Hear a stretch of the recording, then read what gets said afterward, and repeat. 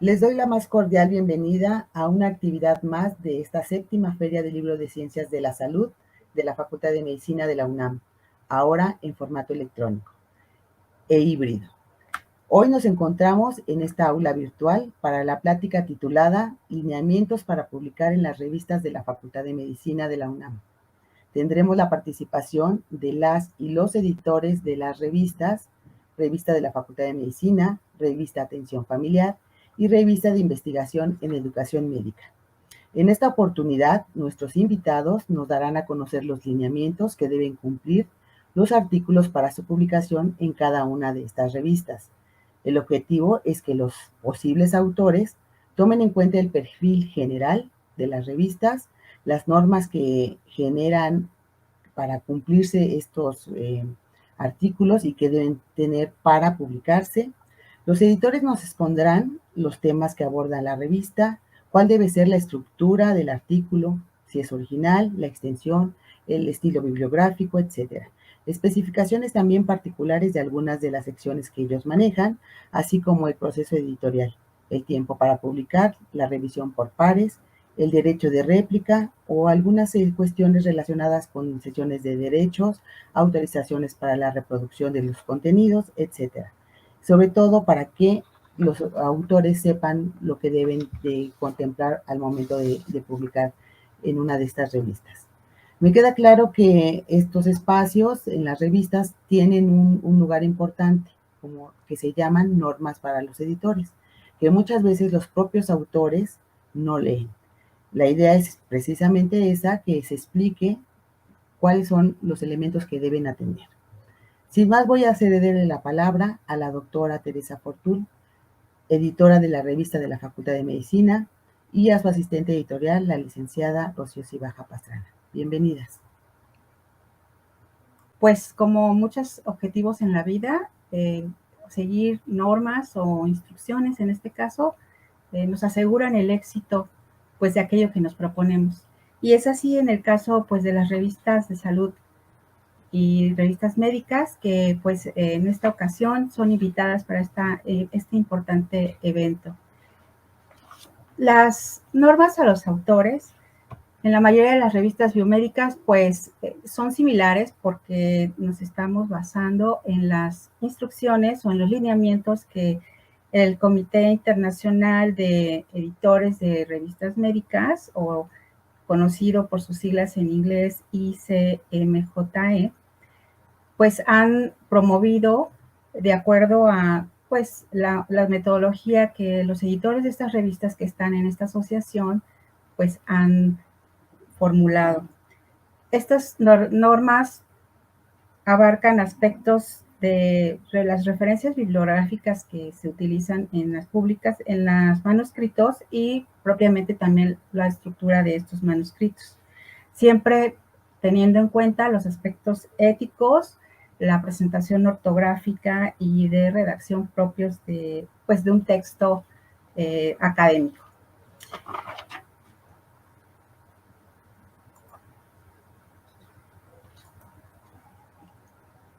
¿Qué son los lineamientos a las instrucciones a los autores en el caso de la revista de la Facultad de Medicina? Pues son justamente las indicaciones de cómo deben de preparar sus manuscritos para que puedan tener la oportunidad de ser publicados justamente en nuestra revista de la Facultad de Medicina. Estas normas, pues aunque son generales para algunas de las revistas biomédicas, sí responden al estilo del editor de cada una de las revistas. Es importante que se cumpla con estas instrucciones porque así evitarán que de primera instancia sean devueltos sus manuscritos. En el caso de la revista de la Facultad de Medicina, ¿cómo esperamos que nos envíen sus manuscritos? Es importante que los manuscritos sean escritos a doble espacio, que cada sección del manuscrito empiece en una nueva página. El orden, bueno, lo estaremos viendo un poquito más adelante, pero debe ser justamente el título, el resumen, sus palabras clave. Nosotros en la revista de la Facultad de Medicina requerimos de 5 mínimo, el texto, el cuerpo del texto, Y bueno, si hay algún agradecimiento, las referencias, también veremos el requisito, se incluyen tablas y figuras, deben ser en páginas separadas con las leyendas correspondientes. En el caso de las ilustraciones, requerimos que estas no estén maquetadas, sino que, es decir, no estén incluidas en el texto, sino que vengan en archivos aparte con formato de imagen y con una resolución mínima de 300 puntos por pulgada. Esto es muy importante porque a veces nos envían los trabajos con 300 píxeles, perdón, y bueno, no son imprimibles, no nos funciona. También las figuras pues deben enviarlas en archivos editables, si es posible en Adobe Illustrator, porque esto permite que si es publicable podamos nosotros homogeneizar con el estilo de nuestra revista todos estos materiales que ilustran los textos. También es muy importante que nos incluyan documentación sobre los permisos que tienen para la reproducción del material, sobre todo si ya ha sido publicado, y el uso de ilustraciones, sobre todo en el caso de que se utilicen personas. Es importante contar con su autorización, que adjunten la transferencia de derechos de autor para nuestra revista y la facultad, y cualquier otro permiso que pertinente respecto en el caso de los casos clínicos, pues cualquier permiso que tenga que ver con el uso de la información de los expedientes clínicos. ¿Qué buscamos en la primera página cuando hacemos nuestra revisión preliminar? Que tenga el título del artículo, que desde luego esperamos que sea interesante de inicio, el nombre del autor, tal como es conocido. Hay quienes utilizan sus apellidos con un guión, hay quienes no utilizan todos sus nombres. Entonces, utilicen el nombre con el que normalmente son conocidos como autores. Su identificador ORCID, que es muy importante ahora para las bases de datos, el nombre de la institución, el departamento y el puesto en el que laboran las personas que están involucradas en el trabajo, el nombre, la dirección de correo electrónico del autor de correspondencia. Es muy importante que esta información sea justamente de quien se hará responsable de recibir la información, todos los reportes en referencia al artículo, porque pudiera ser que nos dieran el correo de algún otro de los autores y pues no hay fluidez en la comunicación. Un título corto para utilizar en las cornisas cuando el manuscrito sea propiamente un artículo. En referencia a los manuscritos que en general recibimos, requerimos del resumen y las palabras clave. El resumen debe ser de tipo estructurado, unas 400 palabras es suficiente.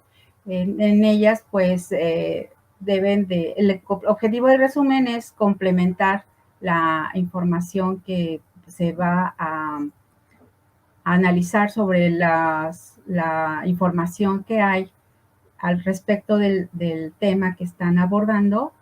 Requerimos que las palabras claves se empleen términos equivalentes a los obtenidos en el LaMesh, que en inglés es el Medical Subjects Heading, o su equivalente en español, que también pueden encontrar en los descriptores en Ciencias de la Salud.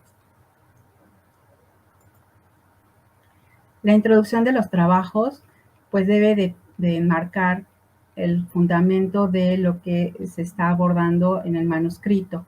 No es la revisión extensa del tema, pero sí deben de exponerse claramente los objetivos de la revisión o del trabajo, y deben incluir referencias, solamente las mínimas necesarias en lo que se refiere a criterios de actualidad e importancia en relación a lo que el manuscrito persigue.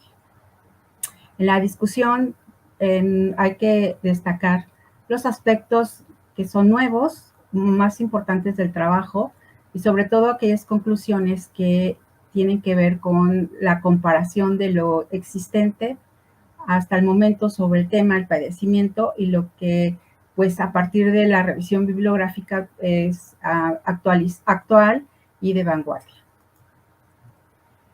Las referencias. La revista de la Facultad de Medicina está requiriendo el formato del Grupo Vancouver, y en general, bueno, pues este es el estilo que exigimos nosotros para la publicación de nuestra revista, y pueden obtener información sobre este formato de referencias en los sitios que están aquí anotados, y también su equivalente en español. Los casos clínicos también llevan las mismas requerimientos que las revisiones, pero desde luego por el tipo de escrito se requiere de una introducción a la patología que será revisada. Debe tener un resumen del caso clínico que contenga los resultados de los exámenes de laboratorio, una tabla que venga aparte con toda esta información y las imágenes que acompañan y complementan el caso. Desde luego, nuevamente, la resolución es importante, contar con el consentimiento del paciente, sus familiares o el representante para utilizar la información del expediente clínico. Y en los casos clínicos, la discusión debe, igual que los artículos de revisión, comparar el caso presentado con lo reportado en la literatura. Las revisiones, nuevamente lo retomamos, deben de tener muy claro el objetivo de la revisión, deben tener el contenido, el índice del contenido de lo que están presentando, sus esquemas, figuras claras, que son el apoyo para una comprensión y fluidez de la revisión, y desde luego, pues lo que importa aquí es una bibliografía actualizada. Y a continuación, bueno, ¿qué otras cosas podemos saber sobre las normas de los autores? La doctora Fortul responde y nos orienta. Muchas gracias. Después de escuchar a la licenciada Cibaja, creo que deberíamos de encontrar un nuevo nombre para las normas de los autores, que aquí estoy marcando en la página de la revista, y para que se vea que sí las ponemos, porque da la impresión que no las ponemos, porque habitualmente no se consultan. Y podríamos poner, dado que somos el país de llevar la contraria, es el poner, por favor, no lea esto, y yo creo que vamos a tener mejor efecto para que sí las lean. Nosotros hicimos como que una revisión de cuántos manuscritos habíamos recibido en el año, desde 20 a 22, y lo que podemos notar es que sí nos bajaron, los 2 primeros años sí subieron la cantidad de artículos que nos llegaban, pero en el último año, sobre todo casos clínicos, es lo que no nos está llegando. De manera sorpresiva, algo que antes nos faltaba, que eran las revisiones, ahora nos están llegando muchas, pero creo que esto tiene que ver con que ahora el Sistema Nacional de Investigadores está pidiendo revisiones en revistas de divulgación, como es el caso de la nuestra. ¿Por qué rechazamos el material que nos llega? Todo esto viene muy claro, créanlo o no, en las normas para los autores. Entonces, decimos que no es una revista de investigación, que por favor no manden artículos o manuscritos de investigación. Entonces, ese es un motivo de rechazo. También nos mandan cosas que no tienen nada que ver con lo que los temas de la revista, razón por la cual también se les describe. La licenciada Cibaja hace unas cartas de rechazo que hasta uno llora de la emoción que se lo rechazan, debo de decir. También tenemos manuscritos que enviaron a otra revista al mismo tiempo, y a veces generalmente nos enteramos por casualidad o porque alguien nos avisa. Estos inmediatamente damos aviso, los retiramos de la revista y avisamos a la revista otra donde nos dimos cuenta que también estaba publicada. El idioma de la revista es español, solamente en inglés es el resumen. Nos mandan manuscritos totalmente en inglés. Entonces, eso lo rechazamos, solicitando que, por favor, si lo quieren publicar, lo traduzcan al español. Imágenes integradas al texto. Está muy claro en las normas que cada una de las imágenes tiene que tener una cierta resolución y tiene que ir en un archivo aparte. La otra es que nos manden las imágenes fuera de la resolución, muy pequeñitas habitualmente, y no es posible trabajar con ellas, entonces tenemos que regresarlas. Y el problema es que no entienden qué es lo que estamos pidiéndoles para que mejore la resolución de las imágenes. Otro problema que ha sido frecuente es que nos mandan imágenes que no están autorizadas para su reproducción, como copias de imágenes de libros o de alguna otra revista, y pues si no tenemos la autorización por parte del editorial, les indicamos que no las podemos utilizar. La otra es que mandamos los comentarios de los revisores y pasan meses, se mandan por lo menos 2 y hasta a veces 3 recordatorios, no recibimos comentarios, entonces el último es: muchas gracias por haber participado, pero dado que usted no ha contestado, pues retiramos su artículo o su manuscrito. Y se créase o no, por problemas pero graves de redacción y por faltas de ortografía. Entonces, estas son las causas más frecuentes por las que rechazamos los manuscritos. Aquí ponemos ejemplos de lo que no se debe de hacer. Ya habíamos mencionado algunos de los casos, como insertar las imágenes en el texto. Vean, aquí está el texto, entonces las copian y las pegan, cosa que es claro que no lo debemos hacer. Aquí tienen otro ejemplo y aquí hay otro ejemplo más. En este caso nos mandan imágenes muy grandes también, que no caben, que no tienen la resolución que debería de tener, o son de algún otro manuscrito que tampoco podemos publicar, como en estos casos. De hecho, nos llegó no hace mucho toda una galería de un museo copiado y pegado en el artículo que nos estaban mencionando, el manuscrito que nos estaban mandando. Como ya mencioné, manuscritos de investigación, esos inmediatamente los rechazamos. Los que no corresponden al perfil, ya vimos las secciones que mencionó Rocío, si no vienen en esas secciones, difícilmente van a poder entrar, entonces los regresamos. A veces les pedimos que los ajusten en alguna de las secciones, pero hay veces que sí, de plano lo rechazamos. Manuscritos, bueno, en otro idioma. Y ya maquetados, o sea, en 2 columnas, con las imágenes insertadas, que tampoco es lo que solicitamos.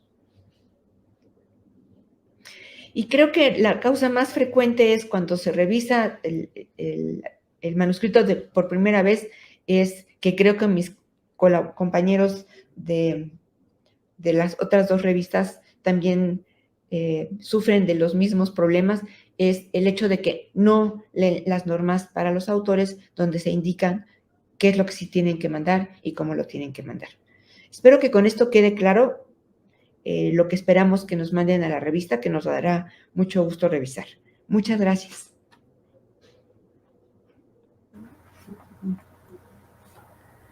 Sumamente claro, doctora, estos motivos de rechazo. Creo que es importante que quienes tengan pensado escribir algún artículo para la revista de la Facultad de Medicina deberán revisar este video, esta presentación y conocer evidentemente los no de las cosas que no se deben hacer para solicitar la publicación de un artículo, disculpe. Bien, ahora vamos a pasar con el doctor Giovanni López Ortiz, editor de la revista Atención Familiar, y con la licenciada Lilia Arévalo Ramírez, editora técnica de esta revista del posgrado de la Facultad de Medicina. Adelante. Muchas gracias. ¿Qué tal? Buenas tardes. Bueno, pues también nosotros vamos a dar los lineamientos que deben cumplir para ser publicado en la revista de Atención Familiar. Primero vamos a dar una descripción de la revista, vamos a hablar del alcance y la temática, y al final vamos a dar los lineamientos que deben cubrir los artículos que son sometidos a la revista Atención Familiar. Como les decía, esta revista se fundó en la década de los 90 como una publicación de divulgación y desde hace más de 14 años adquirió el carácter de revista de difusión científica especializada. Tiene 29 años de existencia y tiene más de 100 números. Es una revista científica especializada en medicina familiar y atención primaria. Se publica trimestralmente y va dirigido a profesionales de la salud e investigadores. Es consultada por todos nuestros residentes, la mayoría de nuestros residentes de medicina familiar, y se publican los artículos en idioma inglés y español. Se publican el 40% en el idioma inglés y español y el 60% únicamente en español. La revista cubre una gran variedad de temas como cáncer, enfermedades metabólicas, enfermedades mentales, envejecimiento, enfermedades respiratorias, dentro de una perspectiva biopsicosocial. Esto es una característica de la medicina familiar.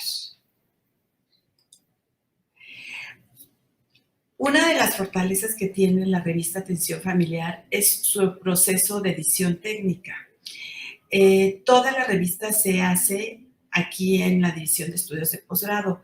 Después de que los artículos ya son aceptados para publicación, los recibimos en el área de comunicación. Ya que los recibimos en el área de comunicación, hay un área de corrección de estilo que se hace toda la corrección de estilo de toda la revista. Después se mandan a traducir al idioma inglés, los que se deben de traducir al inglés, y las revisiones de los resúmenes. Preparamos los textos para la formación aquí en la división. Hacemos el diseño y formación. Hacemos el diseño de todas las portadas, de las gráficas, de las tablas, de las figuras, de todos los textos. Después de que se hace todo el diseño y formación de la revista completa, se hace una revisión, se vuelve a hacer una lectura para corrección de estilo y se prepara para ser publicada en Internet. Ahí se le asigna a cada artículo un DOI, que es un identificador único para el artículo. Después se sube en las dos plataformas que tenemos, en las plataformas de la revista de la UNAM y en la plataforma de la División de Estudios de Posgrado. Estas son nuestras dos plataformas, en el OJS, Revistas UNAM, y en la División de Estudios de Posgrado. Y aceptamos todos los artículos por medio de la plataforma y también en estos dos correos electrónicos.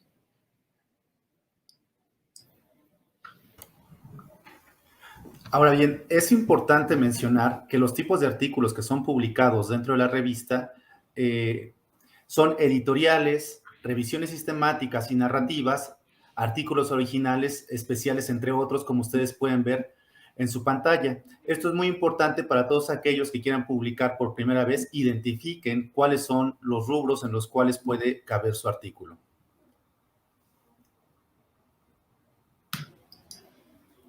Nosotros hemos diseñado una guía básica para publicar en la revista, la cual es de mucha ayuda, sobre todo en aquellas personas, en aquellos autores que desean publicar por primera vez. Esta guía, pues, pretende justamente marcar una serie de pautas, las cuales puedan ser de utilidad antes de publicar un artículo. Lo primero de ello es que los invitamos a leer las instrucciones para autores. Ya lo decían, casi no las leen y eso genera múltiples conflictos al interior de la revista, pero también al momento de emitir un dictamen, y eventualmente es prácticamente un hecho que quien no lee las instrucciones para autores, pues prácticamente va a tener pocas posibilidades de que su artículo sea publicado. En estas normas para autores, que en un par de diapositivas anteriores se podía ver que estaban enmarcadas dentro del OJS de la revista, del sitio electrónico de la revista. Ahí se van a marcar justamente las pautas para la extensión, la estructura, el número máximo de cuadros. En este caso, al igual que en la revista que nos antecedió, se utiliza el formato Vancouver.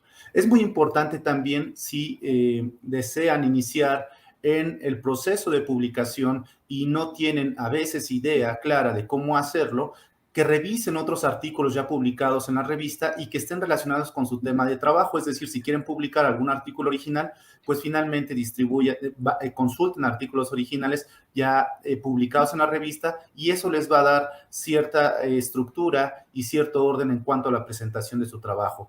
Hay que también verificar si existe una congruencia a lo largo del escrito. Esto es, que exista un hilo argumental desde el título prácticamente hasta las referencias, pasando por diferentes secciones que componen al manuscrito. Y un punto importante que se tiene que destacar es que se aseguren de que todos los autores participen de manera activa y propositiva en el desarrollo y escritura del artículo. Esto va a enriquecer mucho el aporte del mismo. Otro aspecto muy recomendable es que socialicen su escrito con otros colegas y especialistas para incorporar las sugerencias que esto hagan y que se enriquezca, como ya había dicho, justamente lo que se desea publicar. Fundamental verificar su escrito en Plagium u otras bases de datos donde se revisa el copiado y pegado de la información para evitar estas prácticas no deseables de redacción científica. ¿Qué documentos deben de acompañar a los manuscritos? Una vez que han decidido publicar en la revista, debe de haber un texto del manuscrito, pero también acompañado por un cover letter o una cover letter o carta de presentación. Las imágenes, tener mucho cuidado con ellas porque deben de cumplir ciertos parámetros como los que se marcan en esta lámina, y también muy importante, para todos los artículos originales publicados en la revista se requiere la aprobación del Comité de Ética e Investigación del protocolo que llevó a la realización de ese trabajo. Se deben de cubrir también algunos aspectos éticos para los reportes de caso y en específico lo que tiene que ver con el consentimiento informado. Se debe definir también se debe de enviar también una carta de no conflicto de intereses y una de cesión de derechos, y se tiene que manifestar también cuál es la contribución de los autores, así como el material suplementario en caso de que esto sea necesario. De manera general, ¿qué es lo que se revisa en los artículos sometidos a la revista? Pues la viabilidad metodológica y legal es muy importante. Se analizan también aspectos de redacción y de plagio. Una parte fundamental es que haya una claridad al momento de escribir. Esto es que presente el artículo lecturabilidad.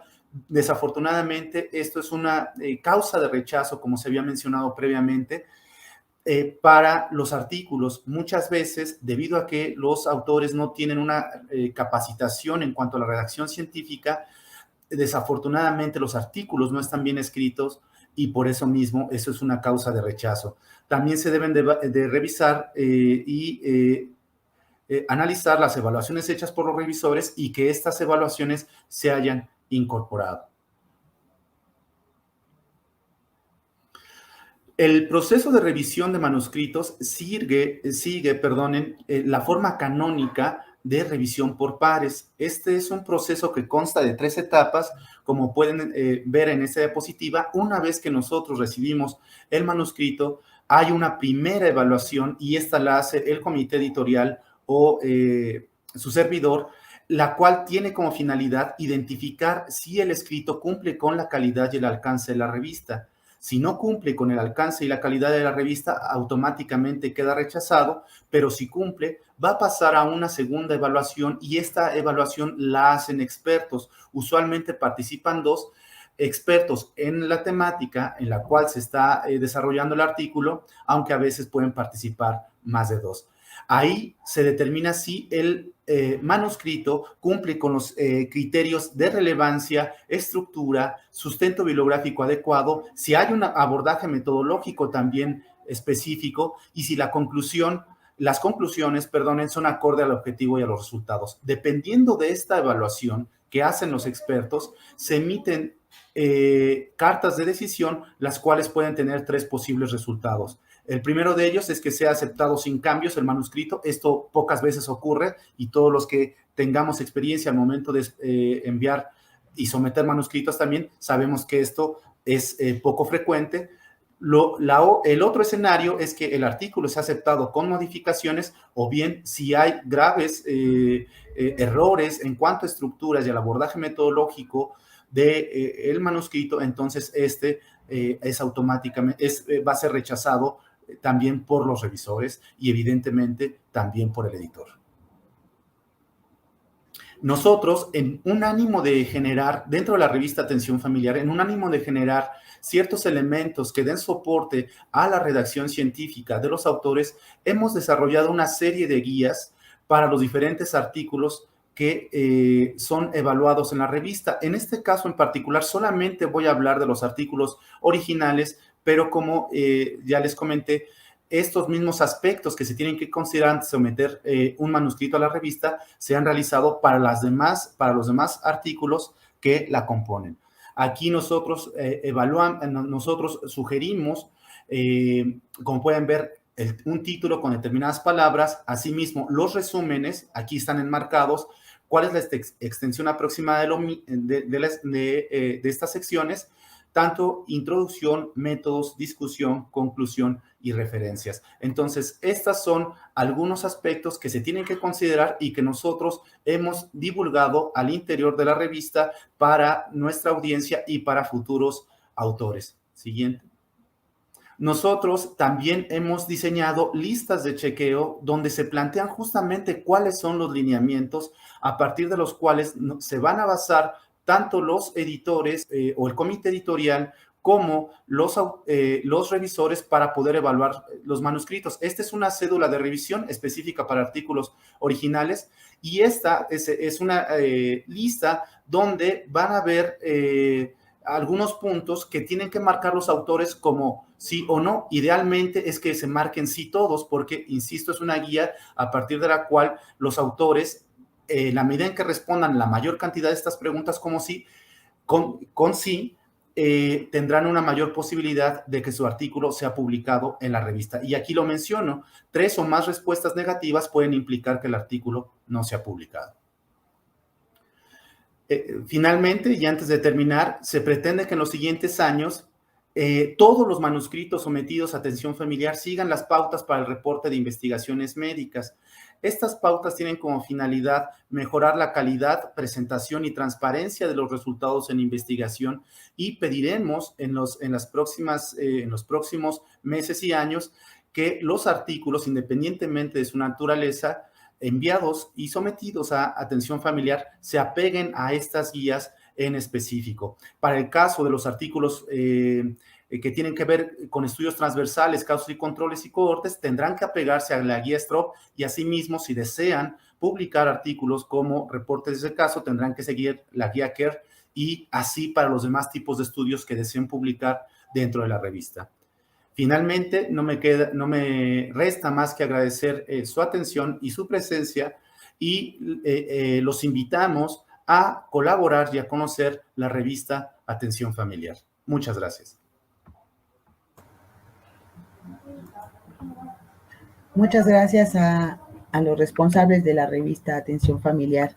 Creo que han dejado clarísimo cuáles son los elementos que los autores deben tomar en cuenta y no solamente en el aspecto estructural del artículo, sino también de lo que acompaña al artículo, ¿no? Es las sesiones de derechos y, bueno, todos estos elementos que intervienen para que ustedes tomen una decisión a favor o no de la publicación de los originales presentados. Muchísimas gracias. Esta plática vamos a cerrarla con un tema muy interesante también, a cargo del doctor Melchor Sánchez Mendiola, que es el editor de la revista Investigación en Educación Médica. Adelante, doctor. Muchas gracias, Maripaz. Bueno, agradezco cumplidamente a la Facultad de Medicina, a sus autoridades y al área de bibliotecas por la invitación a estar con ustedes el día de hoy. Después de escuchar a los y las colegas que me antecedieron, no me queda mucho que agregar porque hay tantas cosas que quisiéramos decirles en un intervalo de tiempo no muy largo. Entonces, ahí están mis datos de contacto para cualquier información complementaria que quieran tener. Entonces, la revista de Investigación y Educación Médica ya cumplió una década, ya tiene 10 años de publicación ininterrumpida. Se creó para ofrecer una vía de publicación de trabajos de investigación original en educación, en cualquier nivel, pregrado, posgrado o educación continua, y de cualquier área de las profesiones de la salud, no nada más medicina, enfermería, veterinaria, salud pública, fisioterapia, etcétera. Y además de los artículos de investigación original, que son el corazón de la revista, también publicamos artículos de revisión de temas que tengan que ver con la misión de la revista, también artículos de metodología de la investigación, ocasionalmente también ensayos críticos y también cartas al editor. Como ya se comentó ampliamente, es fundamental el revisar de qué se trata la revista. en el acerca de la revista, por qué se hizo, cuál es la misión, de qué se trata. Y esto obviamente puede venir una descripción abstracta, pero los invitamos a que ojeen la revista y vean el tipo de artículos que ya pasaron por todo el proceso, ¿no? Porque uno de los principales retos de nuestra revista en particular es que este constructo difuso, amplísimo, multidimensional de educación y de investigación en educación, a veces es muy difícil ponerle límites. Entonces, quisiera comentar algunos ejemplos breves, ¿no? Si nos mandan un trabajo que nada más describa cómo dan su curso, que nada más se concrete, por ejemplo, en reportar los niveles de colesterol en una población de estudiantes de una escuela de medicina o de enfermería, o un trabajo que nada más describa la historia de una facultad de medicina, de una escuela de veterinaria, o algo que no implique el rigor metodológico del proceso investigacional en educación, pues esos artículos van a ser rechazados desde un principio. Aquí está esta imagen, sé que algunos la verán como medio violenta, pero desde el punto de vista metafórico, un manuscrito que llega a cualquier revista que se respete a sí misma, porque hay un montón de revistas depredadoras que aceptan lo que sea, ¿no? Pero una revista que se hace profesionalmente, como las que se hacen en la Facultad de Medicina, en la cual sabemos equipos de trabajo, que también somos autores y que sabemos lo que implica publicar y lo que implica el arbitraje, tenemos muy claro que si no se siguen las instrucciones para el autor, que habitualmente tiene un nivel de detalle exagerado, eso lo reconozco también, a veces son demasiadas instrucciones, pero forma parte de la cultura de este proceso de publicación y la enorme responsabilidad que implica hacerlo. Entonces, un manuscrito que llega, por ejemplo, tenemos un límite de 3,000 palabras y que llega de 8,000 palabras y nada más lo que hicieron fue enviar su tesis, entonces ese manuscrito está, como decimos en medicina de urgencias, DOA, ¿no? Muerto desde su llegada. No tiene caso desperdiciar el tiempo de todo el equipo editorial y de los árbitros, que también es difícil conseguirlos para que realicen el arbitraje por pares, de un manuscrito que no se tomaron los autores la molestia de aplicar el mismo profesionalismo que usan en la atención de sus pacientes, aplicarlo en el desarrollo de un producto de investigación para publicar. Entonces, aquí están algunos lineamientos generales. No entraré en demasiado detalle porque hay mucho traslape con lo comentado por mis colegas en las dos ponencias anteriores. Pero yo creo que lo más importante es que tenemos el proceso de arbitraje por pares, ¿no? Por lo menos un par de arbitrajes. La respuesta hacemos lo imposible porque tenemos una respuesta en menos de 3 meses. Como todos saben, la competencia por publicar ahorita en el planeta es gigantesca y los árbitros, experiencia que también, como les dije, vivimos nosotros como individuos, como académicos, están muy demandados, ¿eh? O sea, se les busca mucho y en recompensa no se les paga en términos financieros, a veces ni siquiera se les dan reconocimientos y tal vez lo más grave, desde mi punto de vista, viendo cómo está el resto del mundo, es que las instituciones académicas no le dan el reconocimiento que debe de tener al arbitraje en todos los esquemas de incentivos y recompensas, ¿no? Entonces, bueno, ahí lo dejo. No es un proceso perfecto, pero el arbitraje por pares es el cimiento del avance de la ciencia. Entonces, se tiene que hacer lo mejor posible. Por otra parte, como dice la diapositiva, la revista sale 4 veces al año, es de acceso abierto con una licencia de Creative Commons, 4.0 internacional. Ya hicimos la migración a Open Journal Systems y en esa plataforma se lleva a cabo el proceso. Y también tenemos en paralelo el asunto de enviarlos por correo directamente, porque hay veces que algunos autores o autoras tienen problemas con la relativa sofisticación tecnológica de la plataforma.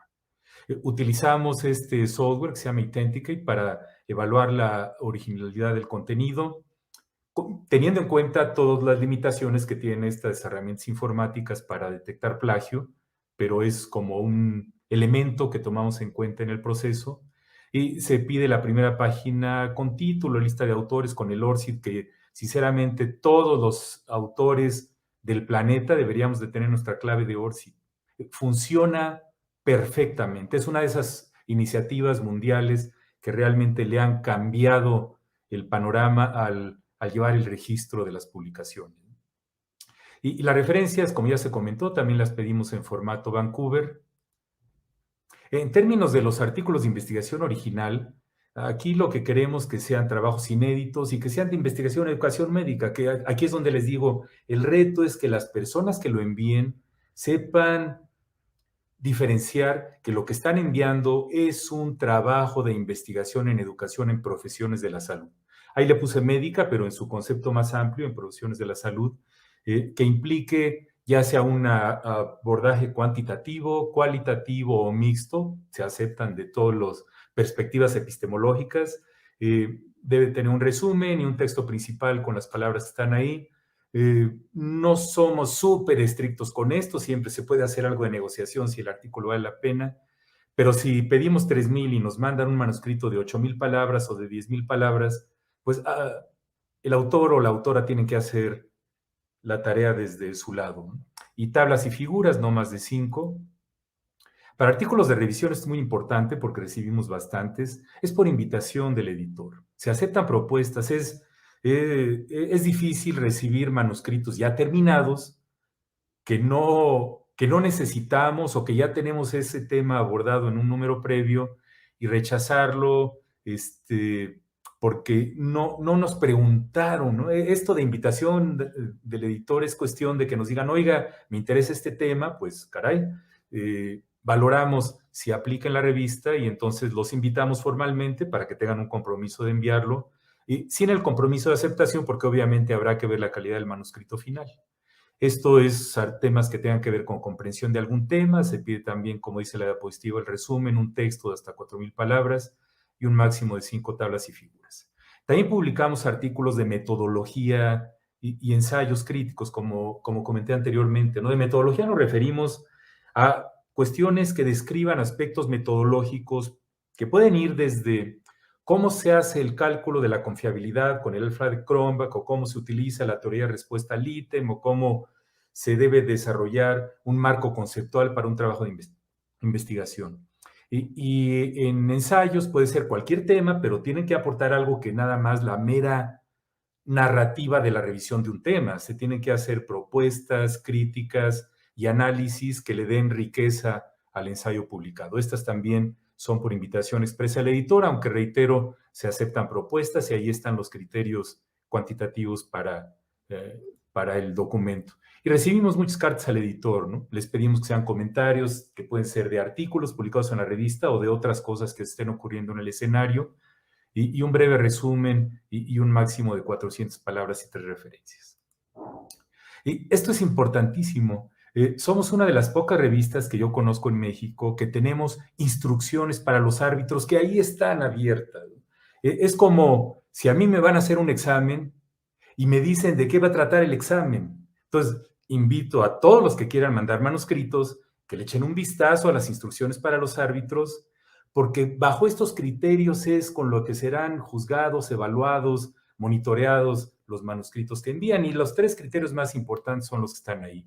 Uno, la originalidad, si el trabajo añade algo a lo que ya está publicado en la literatura de la disciplina, y si es así, ¿qué es lo que añade? El segundo, que tenga importancia educativa, es de interés para la práctica educativa cotidiana de los lectores y podrá tener impacto en la práctica. Y el tercero es que tenga rigor metodológico. A veces es muy difícil porque la comunidad de profesionales de la salud, sobre todo los médicos, no estamos muy entrenados en el desarrollo de evidencia que tenga que ver con ciencias sociales y con aspectos educativos, investigación cualitativa, por ejemplo, grupos focales, etnografía, aspectos sociológicos. Y estamos muy centrados en metaanálisis, ensayos controlados con asignación al azar, que es lo que vemos más en la investigación clínica. Entonces, el rigor metodológico es todo un reto.